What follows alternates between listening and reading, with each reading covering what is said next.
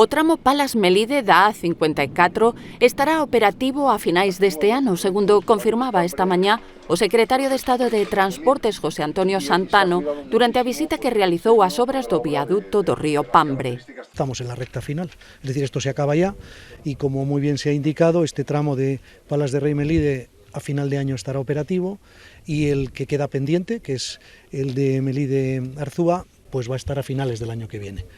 Y con eso tendremos completa una obra que, para que todo el mundo se haga una idea de la envergadura que tiene, pues que va a suponer más de 700 millones de euros de inversión. Hay un compromiso, y yo sí lo quiero destacar, un compromiso del Gobierno de España pues con Galicia y con sus infraestructuras. O presidente da Deputación comprobou xunto ao secretario de Estado a evolución dos traballos do taboleiro do viaduto que están a piques de rematar. José Tomé coincidiu con Santano en subliñar a relevancia da actuación que converterá a autovía de Santiago nun eixe de gran importancia para a vertebración da Galicia interior.